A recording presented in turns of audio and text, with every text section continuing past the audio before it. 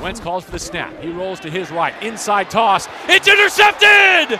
It's picked at the 4. Troy Reeder read it perfectly. Hello and welcome to Rams Revealed. I'm your host, JB Long. The Los Angeles Rams are 2-0 and they're back at SoFi Stadium in Inglewood this weekend to face the also undefeated Tampa Bay Buccaneers, the reigning Super Bowl champions. Our guest this week is Troy Reeder, Rams inside linebacker. He's coming off his first career interception. Troy, great to have you back. Good to see you. Yeah, thanks for having me on. As you can tell, we've made some changes around here since you last joined the Rams Revealed podcast. We even got your, if you're not watching us, if you're on the podcast, we've got some number 51 Troy Reeder jerseys in the background, which reminds me that you were number 9 in college, right? I was, in high school. Did you make a move to get number 9 with the Rams now that you have that flexibility? No. Why didn't that go down? I wonder. There's a pretty good number 9 on our roster right now, but it's actually pretty funny because when he was leaving Georgia, entering the NFL, I was entering high school as a high school quarterback. Chose number 9. Was kind of one of those guys I looked at as a young high school quarterback. Yeah, him, Drew Brees, a couple other guys that stuck out. But now I think it's pretty funny. He's number 9. I call him 9 a lot of the times. So it's pretty cool. Yeah. I mean, I couldn't get out of him what the price point was to take it from John Wolford. I can't imagine what you would have had to shell out to no shot to get it. No shot. But I do know that Tom Brady's been outspoken about the fact that he doesn't like the number changes on defense because it makes it harder for him to make his identification. So maybe this is the week that you switch it up a little. Yeah, maybe just all switch. All right, let's get to the second win of the season and a nice moment for you. True or false? The best gift that you got all birthday week last week was a interception from Carson Wentz. True. Yeah. Yeah. What was that moment like for you? It was pretty cool. It happened really quick. And like I said in an interview earlier, it just happened in a really crucial moment for our team. So I was just excited to make a play, not just that something pretty memorable for me, but helped us win the game. It's also a nice testament to the work that you put in, Monday through Saturday too. As I understand it, you got that look from your scout team. Yeah. We had gone over that look. It was a scouted look, practiced it, and kind of came to fruition. You're just initially thinking about making the tackle, is the play to be made, and then all of a sudden the ball's in your hands. So. One of the reasons it did end up in your hands is because of what Aaron Donald did on the front side of that play. Just destroys the right guard, the right tackle, throws up a roadblock on Jack Doyle, so he never gets to the vicinity. Right. What was it like to watch that on film on this Monday? Yeah, I mean, I hate it. It's year 3 playing with Aaron now, and nothing sees it. He just never stops amazing you. Some of the stuff he does is just incredible. So, I mean, what else do you expect? I mean, if you can think of any new ways to describe it, we could use those too, because we're very much in the same boat. It made me wonder though, your last interception at any level was? College. You did have one in college. Yes. And you recall it? I had 5 in college. I think the last one was a game ender up at Albany. Pretty sure. Albany's going to resurface in this conversation. Hang on to that for just a second. Okay. But when you compare it to your 3-sack game at Washington last year, what was more special? Oh, I think the 3 sacks game was. If it was just 1 sack, I would say the interception. But having 3 on that day, and that was just something that may never occur again. I think you only have one choice, which is to score a defensive touchdown and make sure that there's no longer any question about what your career highlight is. You did turn 27 last week. Yes, sir. Belated happy birthday. Were you able to celebrate? A little bit. My parents made it out to the first game. That's the first game they've been to since obviously last year. They couldn't come to any out here and didn't go to any away games. So first time seeing me play live in a long time. So that was cool. We had him out here with my wife, and we just kind of did dinner and hung out. It was good catching up. I mean, this has been your whole life essentially, right? Your birthday is always superseded by football duties and the rigors of practice and games. No surprise there. I want to ask you about Pro Football Focus. This is a topic that we touch on occasionally with players and coaches. Mixed feelings, I understand them. but they gave you your highest career grade against the Colts. Do you agree or disagree with that assessment? Was that your best performance as a pro? Probably not. No. I mean, I guess if you look at just the like each individual play is like just simply a pass fail, maybe. But I think I've had better performances in terms of more game-changing plays. I think that Washington game kind of sticks out as more big plays, maybe more small errors, but I don't really know how they grade because there's some games people think they played really well and the coaches grade you really high and they don't know what coverage you're playing. They don't know what defense you're in. So you got to take that with a grain of salt. You know who else doesn't know, especially today? Sebastian Joseph Day. Yeah. They gave Bash a 44 for week 2. And he had one of the best performances on our team in that game. So I'd like to ask you about some of the opposing linebackers you faced so far, because it's not lost on me that the schedule to this point has presented Roquan Smith of Chicago. He's a top 10 pick. Darius Leonard of the Colts just got a massive contract to make him the highest compensated off-ball linebacker in the league. Do you take any pride in matching their standard or even outperforming them over the course of a given game, given where you came from as an undrafted college free agent?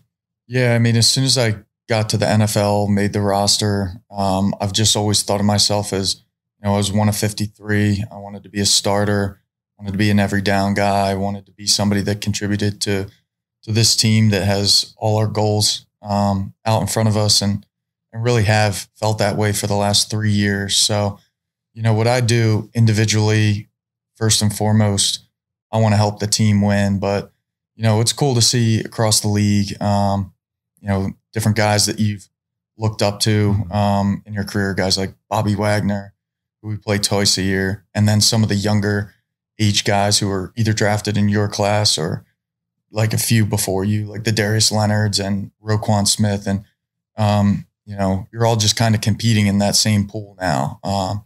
Doesn't really matter where you were drafted or not drafted. And, everybody's after the same goals. Devin White, Levante David, another couple such players this week in your next test, week 3 against the Buccaneers. We'll talk about that in a moment. But first, I want to just pose a hypothetical to you. Would it be easier if we just had the opposing offense start in your red zone? Like, would that be more efficient and maybe help your stats? We would prefer not to do that. It's worked out so far, though, through 2 games. You've had some incredible goal line stands. Look, I understand it's not sustainable and you guys want to clean some things up. But is there something to bend but don't break? Or is that just a cliche? Yeah, no, I think the important thing is the way teams have gotten down there is very correctable. Types of plays. So, there are plays we're trying to eliminate. And then, but once we get down there, it seems like we have gotten sharp, made some really big stops, and different types of personnel groups, including this last weekend and a true goal line, 13 personnel offense and goal line defense. And, that's pretty cool. Old school football, downhill. And they were inside the 2-yard line 4 straight shots and didn't get in. So, and then that's been a reoccurring theme. So, we'd like to find ourselves down there less, but I think it says something about our defense and the grit that we have and just a fight. As we think back on last year, I think collectively it's like, oh, you guys had the best defense in the National Football League, and we expect it to be that way forevermore carrying forward. But if you dig a little bit deeper, you guys were fine against Dallas, had a rough first half against Buffalo, but then bounced back in week 2. It wasn't really, though, until you got home and you had week 3, week 4, where the defense found a lot of traction and you became dominant. You started to impose your will. And it made me wonder, might the same pattern occur this year? Like, do you feel like your best downs and your best games are still ahead of you as this group coalesces? We'll see. I think we've felt throughout all of camp that, we were trying to build off of what we did last year. We didn't want to start backwards. We have a lot of the same guys back, but we know that this team may have a different identity. Still kind of figuring out what that is. We're 2 games into a 17 guaranteed game schedule, so there's a lot of football left to be played. We know there's going to be guys that might not be contributing yet that are going to be contributing down the road. And, that's the fun part of a season is you just slowly kind of find out who you are, And it's pretty cool to see the differences between years. But ultimately the goal's the same. We want to be the number one defense, and we want to help our team be the number one team and, win a championship. So like you said early, but do you have a sense about what might separate this group from last year's? We'll see. I like the guys in the room. I like the guys in the room last year. Seen some fight in us early, like you alluded to, down in the red zone. So, that's, I think, kind of starting to become part of our identity, is just that fight that we have on tough downs. In the Bears game week 1, we also had 4 fourth down stops. Those are just huge plays in the game. We call it a turnover, 4th down stop. So, we'll see. Taking it a week at a time, trying to figure out who we are, and, just keep progressing. I agree with that statistically, by the way. Like if you recover a fumble on 4th down in the same spot where you make a tackle for loss, why should that should be any different?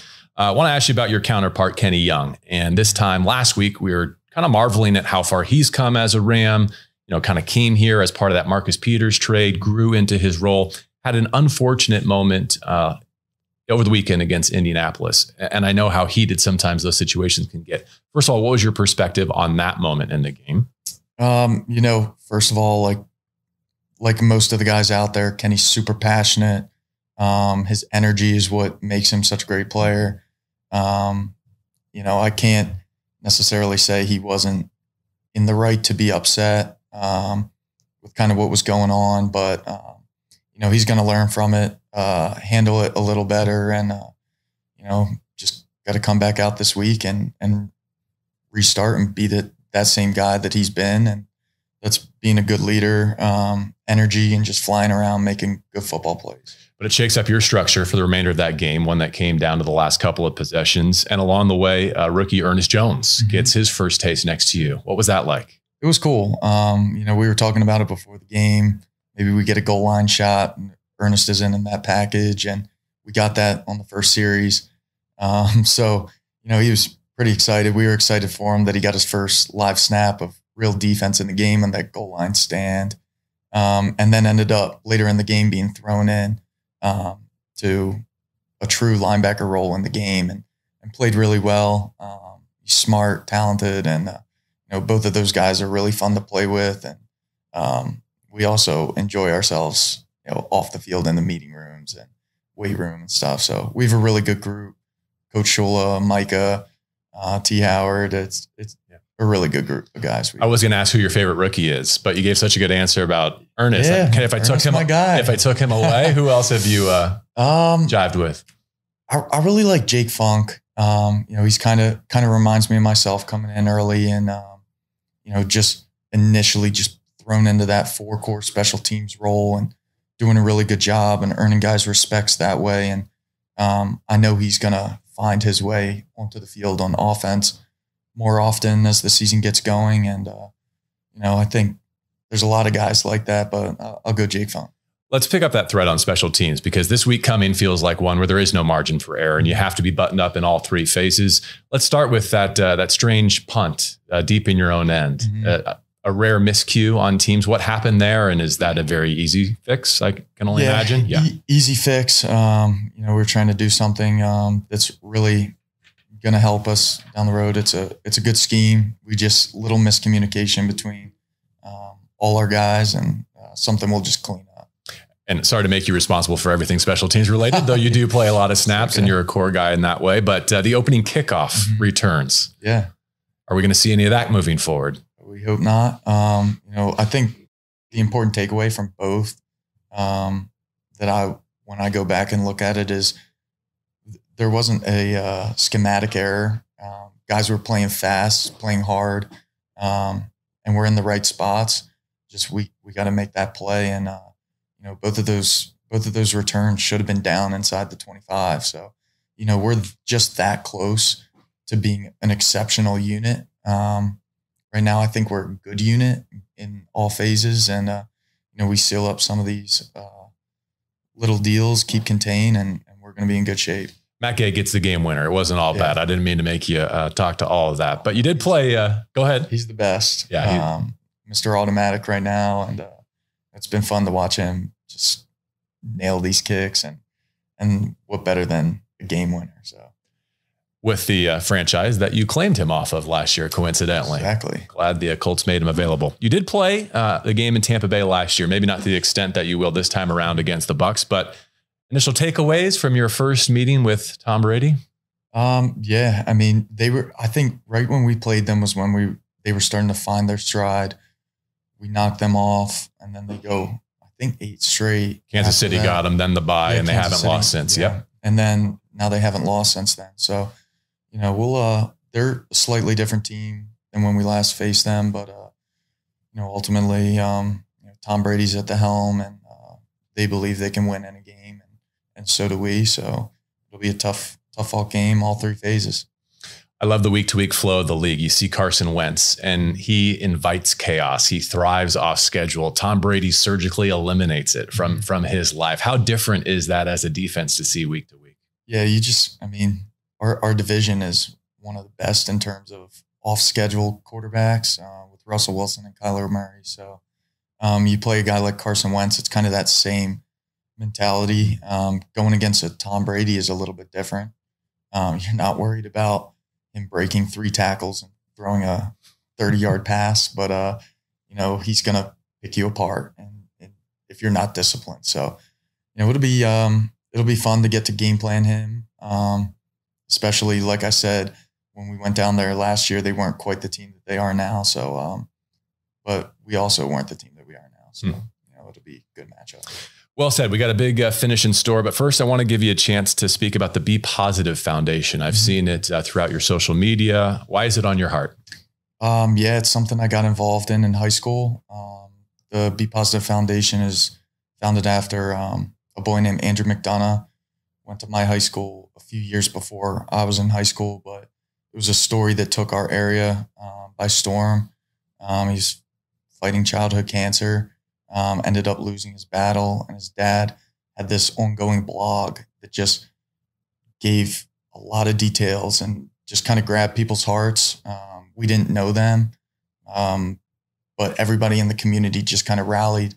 They created the foundation and started picking heroes who were childhood cancer families and the children battling. And at University of Delaware, this is a couple of years later now in college, we had a boy who was our hero named Danny, and he had been in remission for several years. And in my junior year, his cancer came back, and he's been fighting it since then. So he's somebody I'm really close with and stay in really good touch with.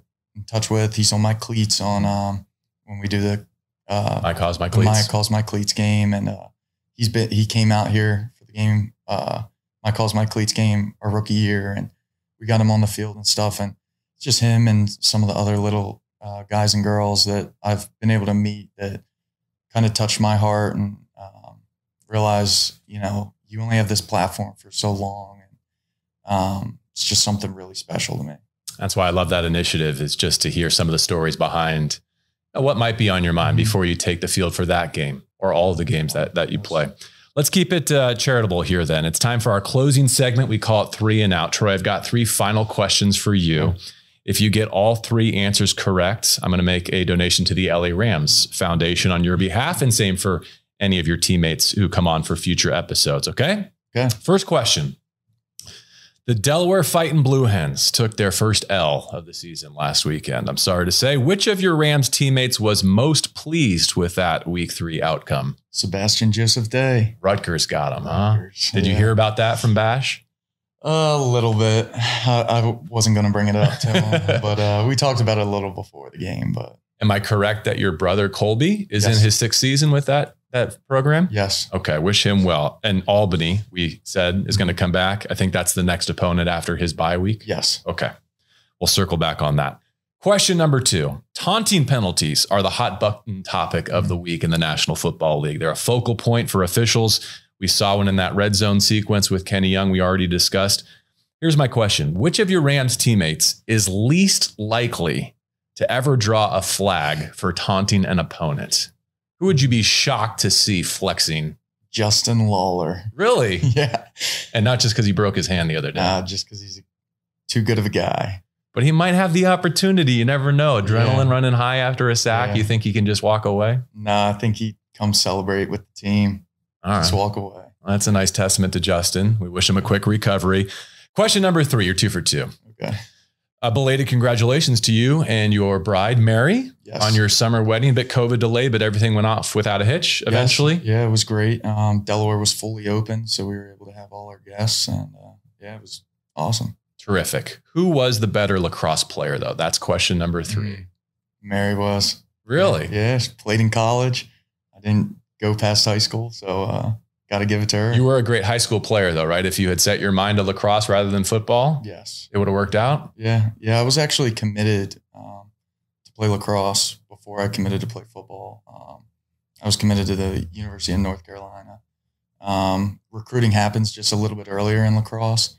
So I collected these offers and kind of felt like it was the right thing to do at the time, not knowing what was going to happen with football. And, obviously I ended up getting recruited pretty big for football as well. But at the time I committed and told them that, there's a chance I might play football, and they were fine with that. So still follow that program. Well, I see many years of marital bliss in your future if you continue to defer to Mary like you just did there. 3 for 3. We're happy to make a donation to the LA Rams Foundation on your behalf. Troy, thank you for stopping by. Have a great week 3 against the Bucs and a career year ahead. Awesome. Thank you. All right. So many people contributed to this Rams Revealed podcast. We appreciate them and you, our listeners. This is your first time catching the show. Would you take a moment to rate and review no matter what platform you're on? I'm JB Long, and this is Rams Revealed.